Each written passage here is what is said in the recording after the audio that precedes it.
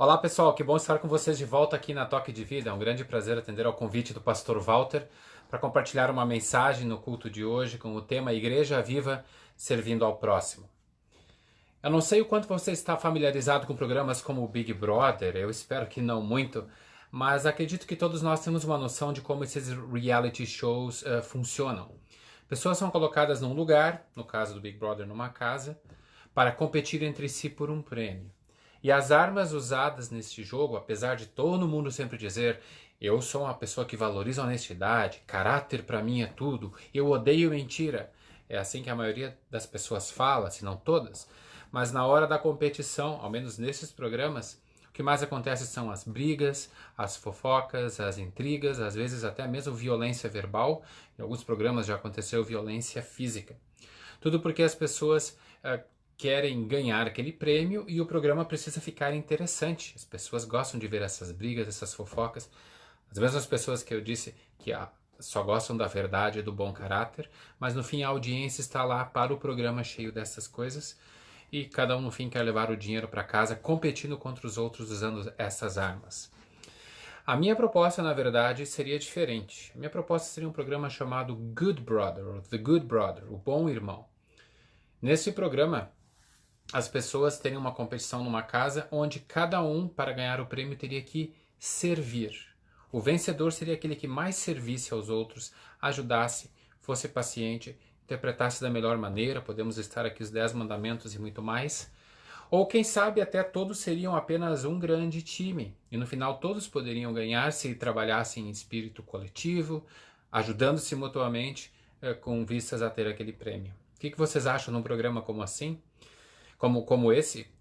Bom, não teria, acho que, muita audiência, eu acredito. A audiência seria ínfima. E como nesses programas tem a história de ligar para que a pessoa, tirar alguém de dentro da casa, para que a pessoa seja eliminada, eu acho que essas pessoas ficariam lá dentro para sempre. Porque desde quando ser gentil, ajudar, servir é algo que dá ibope, muitas vezes o que mais se vê é o olhar por cima da cerca do vizinho para ver se não tem um problema pior do outro lado, que me faça me sentir menos pior, porque, convenhamos, todos nós sabemos o quão ruins nós somos no sentido de pecadores, as coisas que passam pela nossa cabeça, as coisas que nós fazemos. Como diz um autor, você nunca sabe o quão pecador você é até que você tente ser perfeito, até que você tente fazer tudo certo. É aí que a gente vê o quanto está errado. Mas somos estimulados muitas vezes e caímos na tentação de olhar para a cerca, para o outro lado da cerca e tentar apenas achar os defeitos do outro e nos protegermos dentro do nosso isolamento e das nossas dificuldades que a gente tenta justificar. O tema de hoje fala em serviço e essa é a ideia do Good Brother que nunca decolaria em programa nenhum. Nos dá uma noção e uma dimensão de quão importante é falar sobre isso. E o tema, o evangelho escolhido para hoje, o evangelho do bom samaritano, é muito bom porque ele traz uma dimensão completa do serviço, do servir, ser servido e assim por diante. Em geral a gente pensa, bom samaritano é aquela parábola que nos manda ir servir e ajudar alguém. Mas tem mais dentro dessa parábola e aliás ela parte de um outro, ela vem de um outro ponto de partida para chegar nessa parte do serviço. Por isso a gente escolheu este evangelho para ilustrar também o nosso tema de hoje. Tinha um amigo conversando com outro e ele disse, olha, eu estava andando aí pela cidade e me aconteceu uma batida. Eu estava na rua certa, na rua principal, normal, o cara veio, bateu em mim, estava completamente errado. A culpa era totalmente dele. Mas aí a coisa mais estranha, mais louca aconteceu. Eu paguei guincho para os 2 carros, nós fomos até a mecânica para ver um orçamento de conserto. E depois do orçamento dei meu cartão de crédito e disse, vou pagar dos 2. E deixei o número do cartão de crédito, inclusive, porque eu precisava viajar. E disse, se tiver alguma coisa extra que não foi prevista, pode colocar aí no meu número do cartão que eu vou pagar também.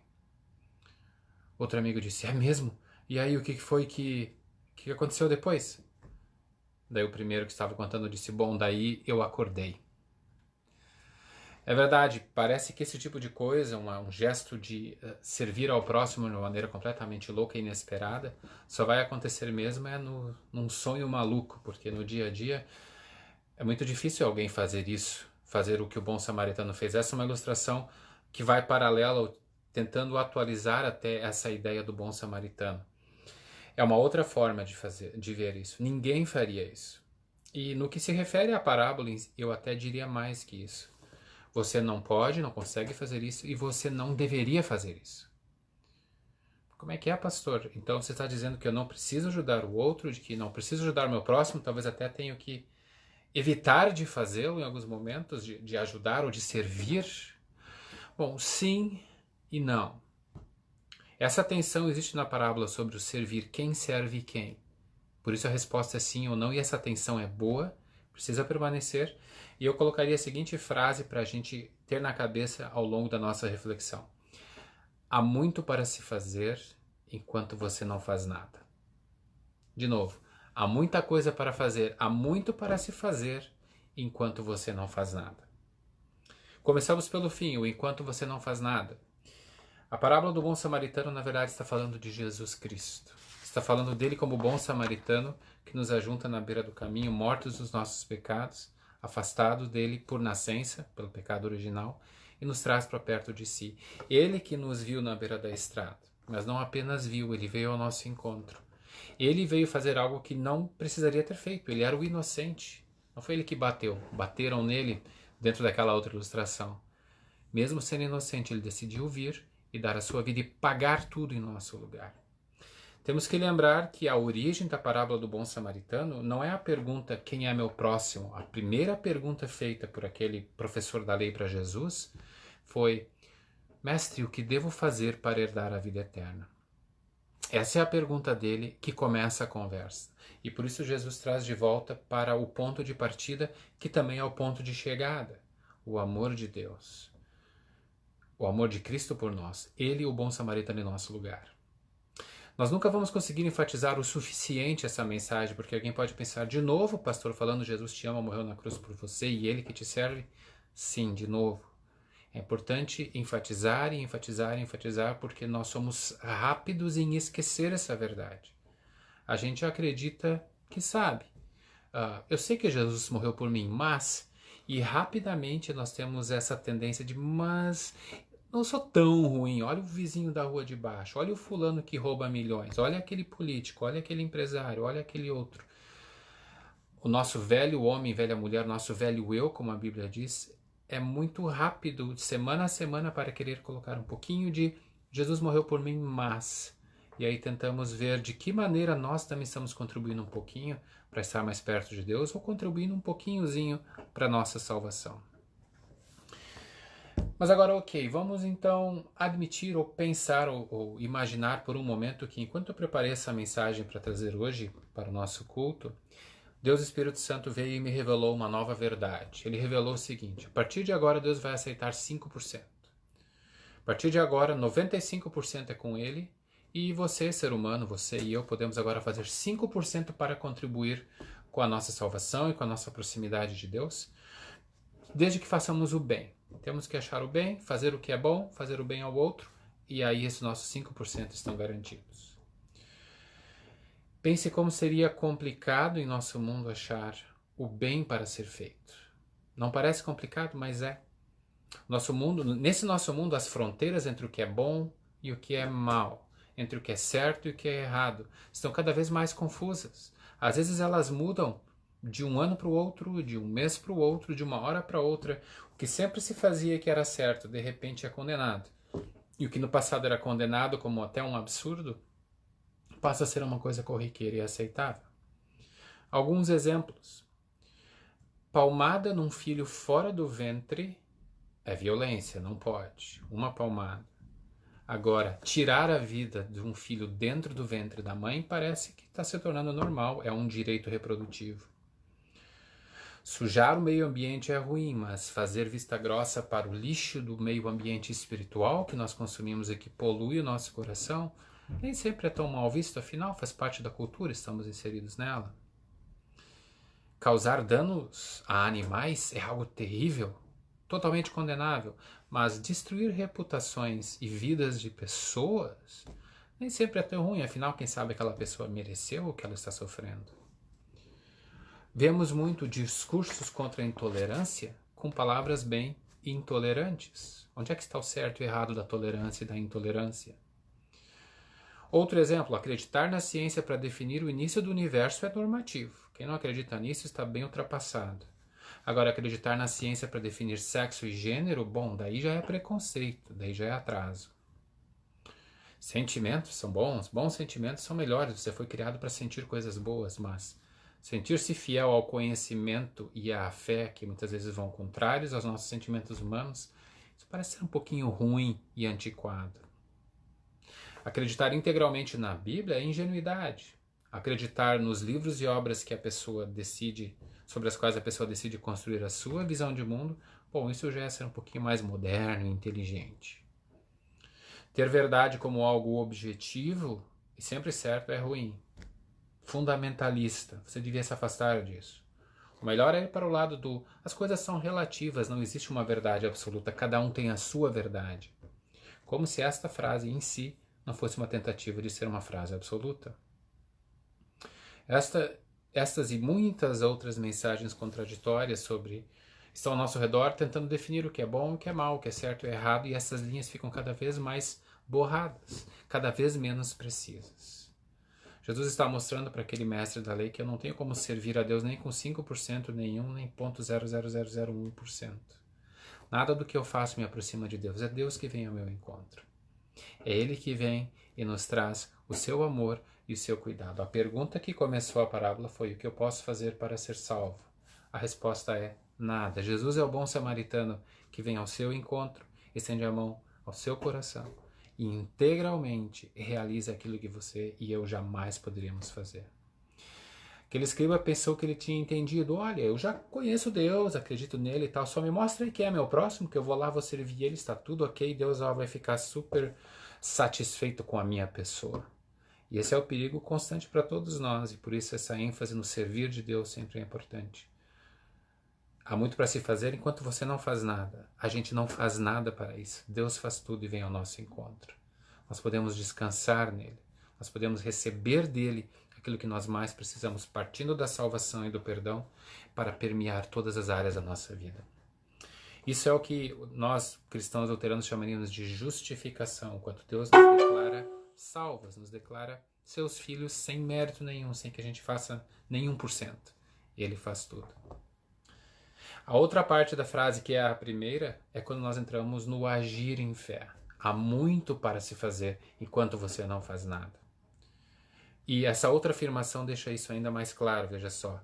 A fé salva sozinha, é só a fé que salva, nada mais. Mas a fé nunca está sozinha. Não existe algo como uma fé lá no coração, lá na mente. Eu sei que Deus existe, Ele é legal, bacana e bonito. Eu estou ligado a Ele numa conexão mística e espiritual. Mas a minha vida da igreja para fora, ou da porta da minha casa para fora, isso é outro mundo. Ali eu vivo conforme a cultura, conforme as coisas estão ao meu redor, conforme a necessidade eu vou mudando. A fé salva sozinha, só ela nos salva e nos liga a Deus, mas ela nunca está sozinha. Ela vem acompanhada dos frutos desta fé, ela vem acompanhada da ação, ela vem acompanhada da fidelidade aos ensinos e do colocar esses ensinos em prática, e do servir a igreja viva que serve ao próximo. Se nós não estamos convencidos apenas pela parábola do bom samaritano, de que Jesus também está falando de servir ao próximo, não só dele sendo bom samaritano, porque no final ele diz: vai tu e faz o mesmo que não consigamos fazer plenamente, mas é uma das coisas que Jesus nos orienta a fazer. Se não estamos convencidos apenas por essa parábola, o contexto mais amplo da Escritura, da Palavra de Deus, nos mostra isso também. Praticamente todas as cartas de Paulo, por exemplo, tem vários versículos, vários capítulos até, tratando dessa questão da importância de nós colocarmos a fé em prática, de sermos pacientes, tolerantes, os frutos do Espírito opostos às obras da carne que nos afastam de Deus. Ou, por exemplo, a epístola de hoje, ou a epístola que poderíamos conectar ao tema de hoje, que é Colossenses 3, nos diz o seguinte: portanto, como eleitos de Deus, santos e amados, revistam-se de profunda compaixão, bondade, humildade, mansidão e paciência. Deem suporte uns aos outros e perdoem-se mutuamente se alguém tiver motivo de queixa contra outro. Como o Senhor perdoou vocês, perdoem também os outros. Acima de tudo, porém, esteja o amor, que é o vínculo da perfeição. Que a paz de Cristo seja o árbitro no coração de vocês, pois foi para esta paz que vocês foram chamados de um só corpo. Não são ideologias políticas, não são ideologias quaisquer humanas que vão semear a paz entre nós. Se fala tanto em diálogo, em polarização. Para o cristão, a paz entre nós parte de Cristo, o autor da fé, o autor da nossa salvação e aquele que nos une nessa paz. E sejam agradecidos. A palavra de Cristo habite ricamente em vocês, instruam e aconselhem-se mutuamente em toda a sabedoria, louvando a Deus com salmos e hinos e cânticos espirituais, com gratidão no coração. E tudo o que fizer, seja em palavra, em ação, seja para, em nome do Senhor Jesus, dando glória a Deus, o Pai. Tudo isso é ação, fé em ação. Cristo em ação através de nós, para semearmos a nossa fé entre nós, irmãos na fé, e para semearmos esta fé no mundo que está ao nosso redor. Nós somos pequenos cristos, pequenos bons samaritanos, impulsionados por esta fé, impulsionados por Ele, pelo Espírito Santo de Deus, para agirmos. 1 Tessalonicenses, só para citar mais um texto bíblico. Pedimos a vocês, Paulo diz, e os exortamos que, assim como aprenderam de nós a maneira como devem viver e agradar a Deus, que efetivamente estão fazendo, que continuem progredindo cada vez mais. Leia em casa depois o capítulo 4 de 1 Tessalonicenses e veja as orientações que Paulo dá ali, bem concretas e bem práticas, do servir. Servir a partir da fé, uma fé colocada em prática em princípios da palavra de Deus para ajudar o nosso próximo. Nós podemos servir como igreja, porque igrejas são pessoas, nós somos a igreja, e nós somos chamados a esse serviço, a sermos bons samaritanos, porque o bom samaritano nos impulsiona a isso. Podemos semear a palavra, podemos semear este amor, e às vezes pode ser que essas palavras fiquem tanto genéricas, amor, paz, perdão. Então às vezes é bom também ter listas concretas de que maneira nós podemos influenciar o nosso mundo a ser um pouco mais preciso no certo e errado, porque a palavra de Deus, a Bíblia, tem padrões objetivos e claros de certo e errado. Poderíamos pegar, por exemplo, aquela lista inicial que eu falei, que confunde certo e errado, e poderíamos, como cristãos, trazer o sal da terra e a luz do mundo a partir da palavra, por exemplo. Falarmos o que pensamos em verdade e amor, mas também ouvir o nosso próximo com empatia. Nas situações em que a pessoa diz, eu falo o que eu penso e tudo mais, e às vezes não aguenta ouvir o que os outros pensam de volta. Na situação da criança, proteger a vida de uma criança dentro e fora do útero materno, auxiliando a diminuir ou quem sabe até extinguir a violência, tanto verbal quanto física. Cuidar do meio ambiente, isso é nossa responsabilidade sem dúvida nenhuma. Mais ainda, cuidar do ambiente espiritual, afastando o lixo que polui, que estraga, que contamina e abastecendo os nossos corações e do nosso próximo com o que realmente é bom, que vem de Deus. Lembrar que Deus criou o universo e nos criou, homens e mulheres à sua imagem, que foi perdida com o pecado, mas que em Cristo é restaurada pela fé. Para afastarmos todo e qualquer preconceito, discriminação e violência e vivermos na maior harmonia possível dentro das nossas limitações humanas. Quando se trata da verdade, não aceitar ataques contra a verdade, defendê-la, mas sempre com paciência, com tolerância com quem necessita disso. Porque a palavra de Deus não se impõe na força, ela se impõe no argumento da fé, o argumento da palavra. E por quê? Porque Jesus é a verdade. Ele é a verdade perfeita e absoluta. Ele não relativiza. Ele não é um Jesus pessoal. O que Jesus é para você? Jesus é para todos. Porque muitas vezes quando eu entro no que Jesus é para mim, eu posso começar a criar pequenos Jesusinhos de cada pessoa. O que a Bíblia fala sobre Jesus, isso é o que ele é para mim, é o que é para você, é o que é para cada um e é o que precisa ser anunciado lá fora para as pessoas. Sempre lembrando, isso é Cristo, é Jesus em ação através de você. Não são obras que se faz porque daí Deus vai ficar mais contente comigo, vai me aceitar melhor, ou eu subo um degrau a mais e olho para baixo e penso, nossa, coitadinhos daqueles outros cristãos, ainda não são tão legais quanto eu. Nada é mérito, tudo é graça e tudo é resposta a essa graça. Eu não preciso fazer nada para ser mais filho do meu pai, eu sou filho. E agora eu quero fazer a vontade do meu pai porque eu o amo e porque ele me ama. Há muito para se fazer enquanto você não faz nada. A fé está ativa no amor sempre. Deus agindo através de nós, Jesus agindo através de nós, servindo o próximo. E se servir aqui for uma conexão muito genérica demais, é sempre importante lembrar que ela pode ser uma conexão genérica demais porque todo mundo pode servir, cristão ou não cristão. Sempre é importante lembrar que o nosso serviço é em fé, é através de Jesus, para chegar às pessoas. Em última análise, o nosso grande objetivo com servir o nosso próximo é servir com o que ele mais precisa, porque essa vida vai passar. E depois? Depois tem a promessa do céu. Caso a pessoa não a conheça, nós sabemos o outro lugar para que alguém pode ir quando não está na fé. Esse é o maior serviço, é servir as pessoas com aquilo que elas precisam, não só para essa vida, mas para a vida eterna. Ao ir servir, você não precisa necessariamente pagar a conta quando ela não é sua, do seu carro batido ou qualquer lugar. Você pode, se você quiser, não é proibido. Se você quiser surpreender alguém com uma obra de amor cristão, vai e faça. Mas é o servir ativo em amor, uma igreja que serve, uma igreja que se coloca a serviço desse mundo. Jesus é aquele que vem ao nosso encontro como bom samaritano e que nos envia a sermos bons samaritanos também como igreja viva servindo. Nós sabemos, meus amigos, que isso não dá muito ibope, provavelmente não. O servir, o tolerar, o ser paciente. Talvez a polarização, a lacrada, como alguns dizem hoje em dia, ou dizer aquela palavra que cala todo mundo, esse aí é o que sabe bater em todo mundo e sempre tem argumento para detonar com qualquer argumento adversário.